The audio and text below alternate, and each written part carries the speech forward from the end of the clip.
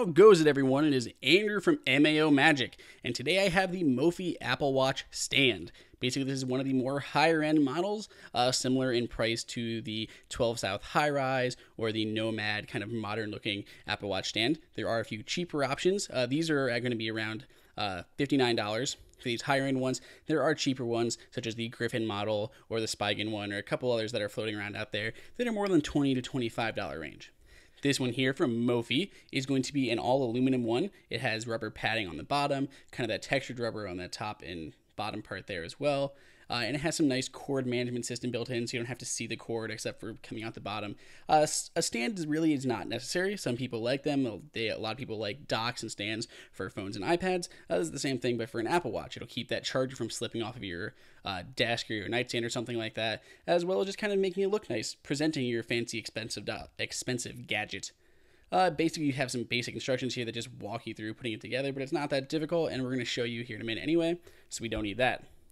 Now, there are a lot of good-looking Apple Watch docks and stands out there, but this one was particularly striking. It is very minimal and isn't too high off the ground. The Griffin one that you may see out there is very high and skinny. This is a nice, good balance between not being too high, too low. It's got a good rubber base on it, as well as kind of that pebbled, fake leathery texture, which I'm not a particular fan of, but it gives something for like if you have a metal band or something like that that's like below it, so it's not like going to scratch on some metal. So they do a good job of hiding any of the metal that could interact with your band, as well as making it stick on there fairly well.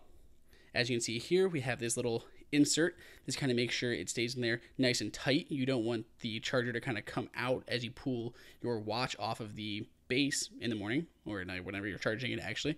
And there is a little bit difference in size between the two chargers. So the Apple Watch Edition and the Apple Watch both come with a charger that is, I believe, 0.28 to 0.3 inches in height compared to 0.25 for the Apple Watch Sport.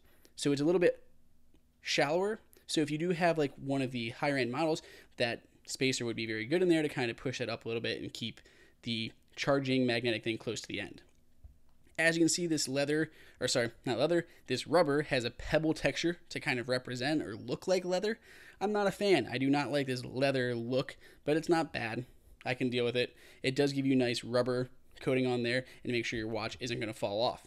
You have this little piece that comes out of here, this little plug. That's where you're going to go ahead and put this together. You're going to slide the cord down the top. It's going to come through that bottom hole, and you're going to plug it back up.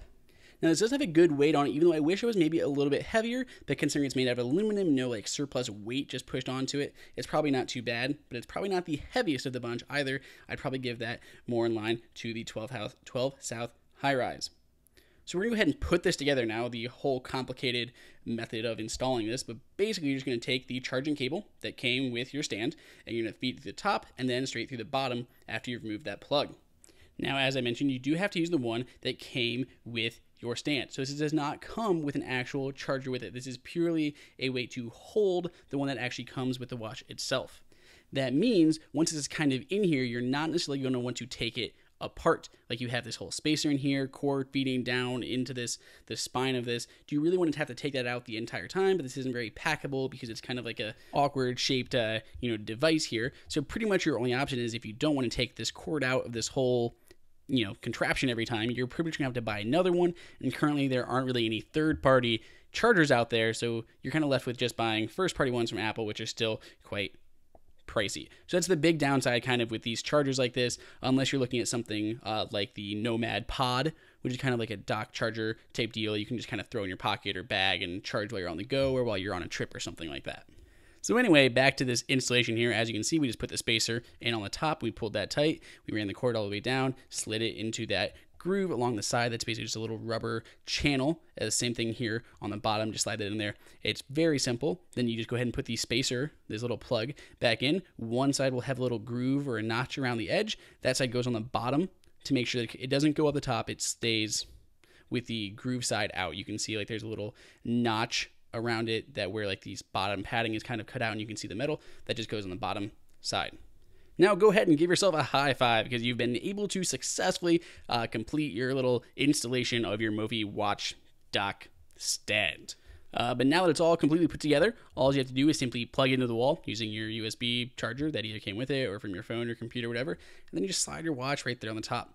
It goes in just, very easily, very simply, and it looks pretty nice. It's a very attractive charger. The one thing that is kind of nice about this one in particular, if you happen to notice on the watchOS 2 coming out this fall, is this nifty little feature called nightstand mode, which makes it very easy to kind of see like a little alarm clock on the front of your watch, like while you're sleeping. Now, a lot of chargers that came out before watchOS 2 was, announced, they're all vertical. But with this Mophie one, even though it's meant mostly for vertical, you can turn it sideways because the spine of it is very tight there. So this does work whether you have it, closed like I just did there.